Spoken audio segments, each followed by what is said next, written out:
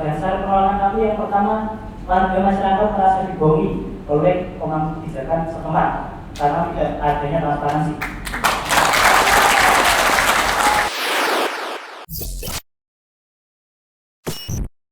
Keluh kesah warga Wonoharjo satu dusun itu ada 5 RT, 2 RW itu sepakat 100% menolak adanya pabrik semen.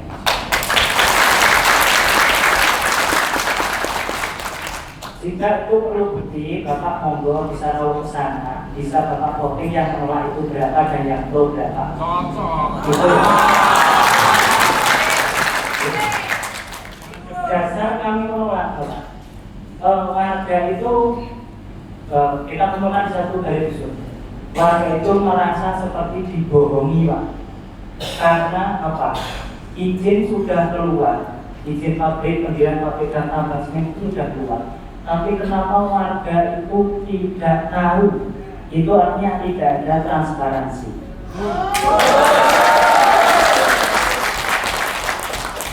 Jadi warga Wonoharjo itu menolak karena merasa dibohongi dan tidak dilibatkan. Padahal jarak dusun kami ke titik pabrik sesuai pada AMDAL itu tidak lebih dari 1 kilo, artinya dekat sekali.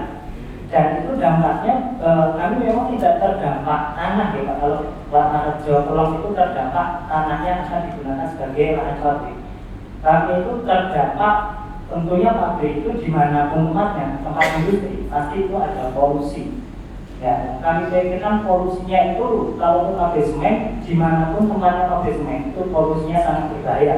Karena saya sudah hampir beberapa kali ke pabrik semen berkunjung ke sana. Kebetulan saya merupakan pengikut atau guide, jadi sering mengadakan kunjungan atau studi banding. Di mana pun tempatnya pabrik semen itu dampaknya pasti ada, dampak negatifnya, terutama polusi.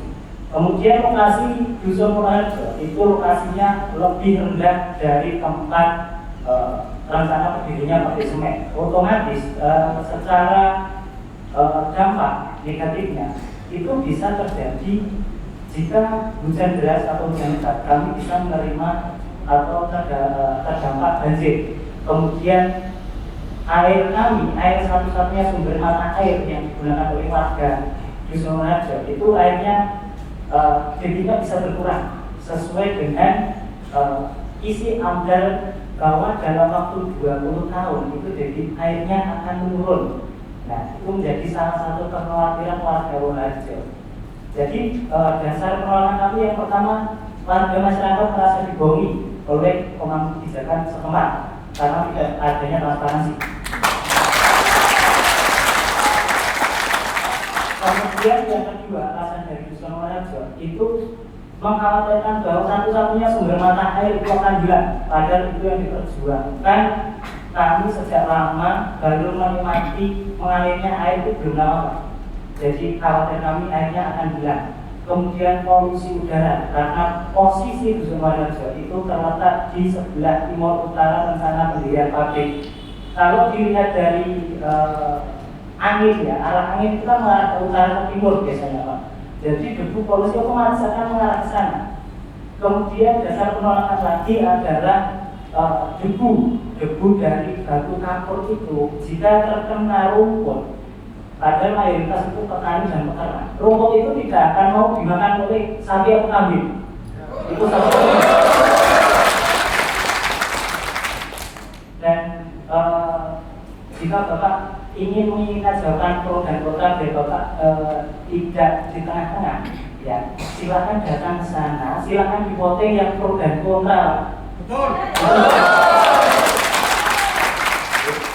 Jadi saya mohon Bapak, kemudian wakil kami yang dikasih ada Mas Nofri, saya sering kali duduk dengan Mas Nofri. Mohon Mas Nofri diperjuangkan aspirasi ini, ya kasih mampu. Begitu dari saya, mungkin nanti untuk akademisnya atau tentang yang lain bisa disampaikan oleh teman-teman yang lain. Sekian dari saya, banyak salahnya kami mohon maaf. Assalamualaikum warahmatullahi wabarakatuh.